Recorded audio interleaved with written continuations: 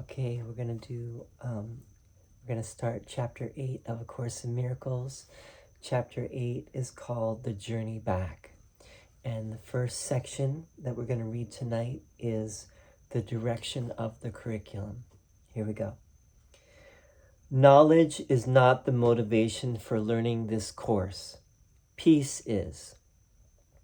This is the prerequisite for knowledge only because those who are in conflict are not peaceful, and peace is the condition of knowledge because it is the condition of the kingdom. Knowledge can be restored only when you meet its conditions. This is not a bargain made by God, who makes no bargains. It is merely the result of your misuse of his laws on behalf of an imaginary will that is not his. Knowledge is his will. If you are opposing his will, how can you have knowledge? I have told you what knowledge offers you, but perhaps you do not yet regard this as wholly desirable. If you did, you would not be so ready to throw it away when the ego asks for your allegiance.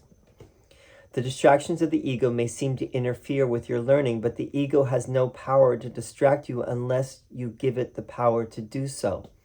The ego's voice is an hallucination. You cannot expect it to say, quote, "I am not real," unquote. Yet you are not asked to dispel your hallucinations alone. You are merely asked to evaluate them in terms of their results to you. If you do not want them on the basis of loss of peace, they will be removed from your mind for you. Every response to the ego is a call to war, and war does deprive you of peace. Yet in this war there is no opponent. This is the reinterpretation of reality that you must make to secure peace, and the only one you need ever make. Those whom you perceive as opponents are part of your peace, which you are giving up by attacking them. How can you have what you give up? You share to have, but you do not give it up yourself. When you give up peace, you are excluding yourself from it. This is a condition so alien to the kingdom that you cannot understand the state that prevails within it. Your past learning must have taught you the wrong things simply because it has not made you happy. On this basis alone, its value should be questioned. If learning aims at change, and that is always its purpose, are you satisfied with the changes your learning has brought you? Dissatisfaction with learning outcomes is a sign of learning failure, since it means that you did not get what you wanted. The curriculum of the atonement is the opposite of the curriculum you have established for yourself, but so is its outcome. If the outcome of yours has made you unhappy, and if you want a different one, a change in the curriculum is obviously necessary. The first change to be introduced is a change in direction.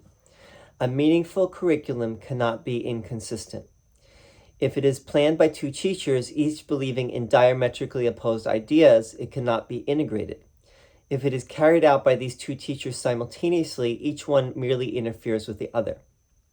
This leads to fluctuation, but not to change. The volatile have no direction. They cannot choose one because they cannot relinquish the other, even if it does not exist. Their conflicted curriculum teaches them that all directions exist and gives them no rationale for choice. The total senselessness of such a curriculum must be fully recognized before a real change in direction becomes possible. You cannot learn simultaneously from two teachers who are in total disagreement about everything. Their joint curriculum presents an impossible learning task. They are teaching you entirely different things in entirely different ways, which might be possible except that both are teaching you about yourself.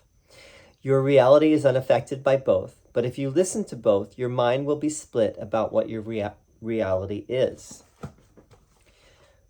Okay, this section is called the direction of the curriculum. Obviously, Jesus is talking a lot here about the word curriculum. And remember, this is a Course in Miracles. And so obviously, it makes sense that Jesus would talk about a curriculum.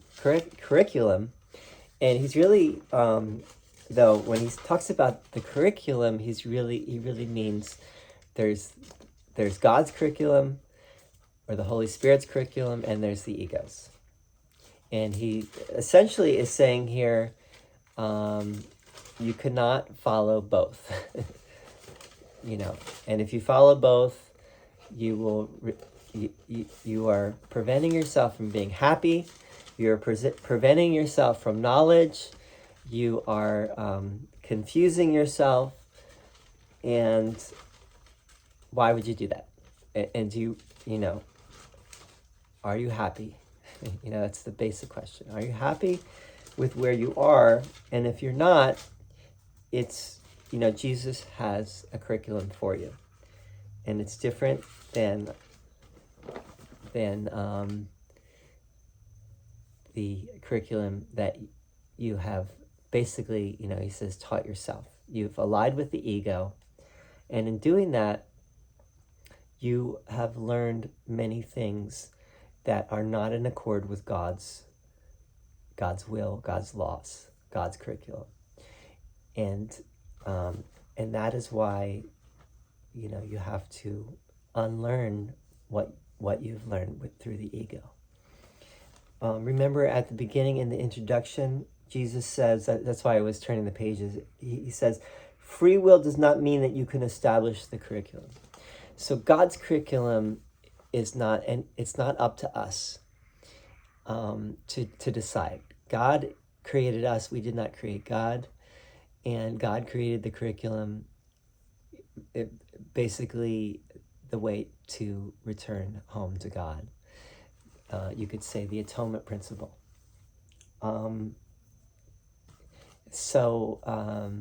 Free will does not mean you can establish the curriculum.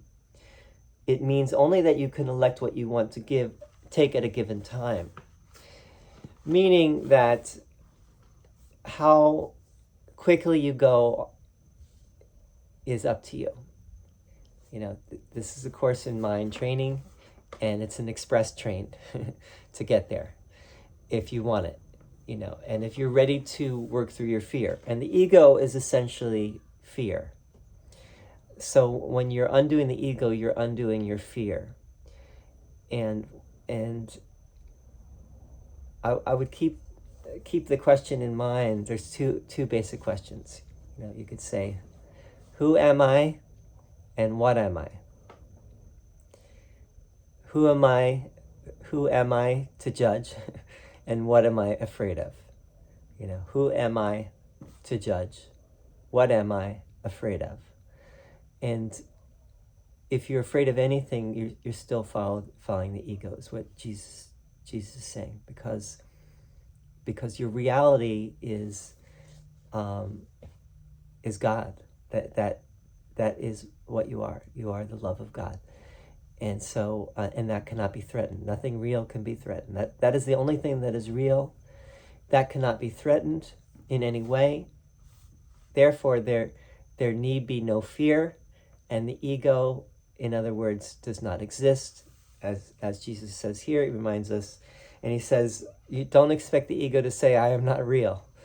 The ego wants you to think it's very real, and it will try to persuade you that it is more real than God, or more real than anything else. It's important to point out what Jesus says here at the beginning, which is, he says, knowledge is not the motivation for learning this course. Meaning, that's the last step, is knowledge. Knowledge is when you're back home with God again, in God. You are back in the love of God. That is knowledge. That's what Jesus distinguishes between knowledge and perception. We live in a world of perception. When perception is no more, and you can say when there is no more subject and object distinction, then we are back in knowledge. You could say knowledge or gnosis, knowledge with a capital K. So knowledge is not the motivation for learning this course. Knowledge will happen when you undo the ego. Once you've gone all the way of undoing the ego, taken the whole journey back, because this chapter is called The Journey Back, When you've taken the whole journey back and undone the ego, you will be back in knowledge. But before you get there, you want to be at peace. And you can be at peace here. In this world, you can be at peace. And Jesus says, every response to the ego is a call to war. And there really, though, is nothing to fight against, because everything outside of you is seeking the same peace that you are. Everyone and everything is looking for the same thing. We're all looking for peace. We're all looking for the love of God again. And how do we? And every time we side with the ego, we're fighting against a straw man, so to speak. The ego is literally nothing. We are forgetting that it's all an inside job, and all we need to do is remember the truth of which this is pointing to.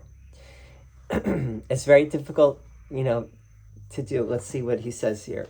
He says, your past learning must have taught you the wrong things simply because it has not made you happy.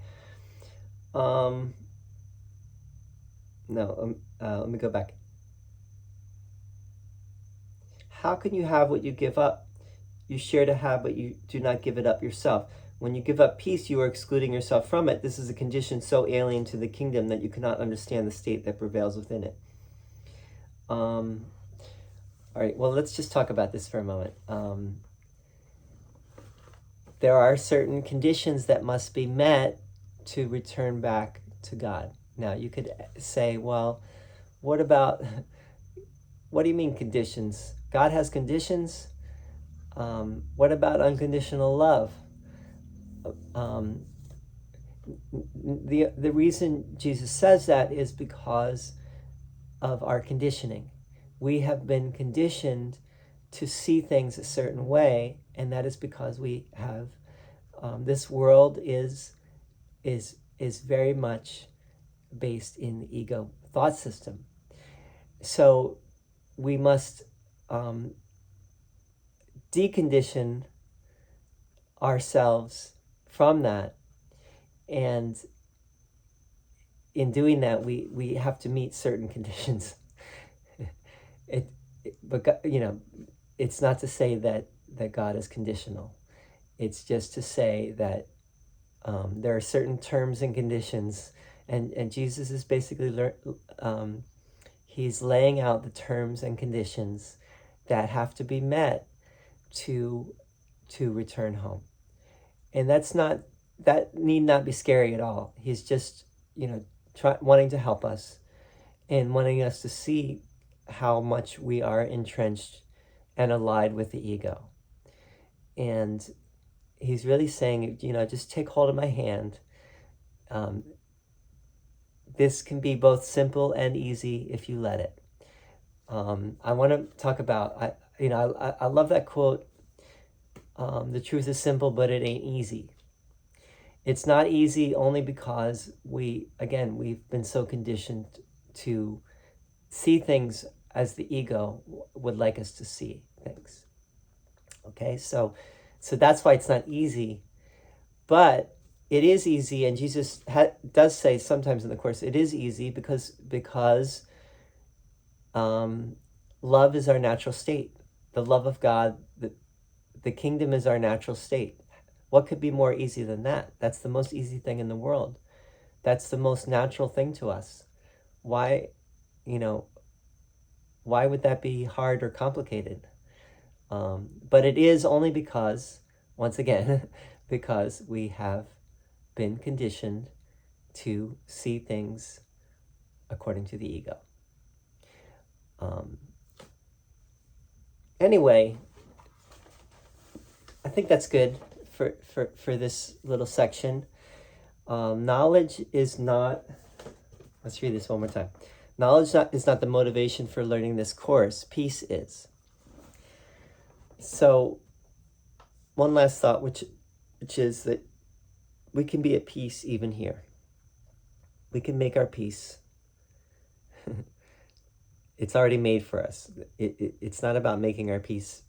Making is of the ego. It's already there. The peace is ever present. It's really about, again, unlearning so that we can be at peace, in the peace of God. Herein lies the peace of God. Nothing real can be threatened. Nothing unreal exists. Herein lies the peace of God. Thank you.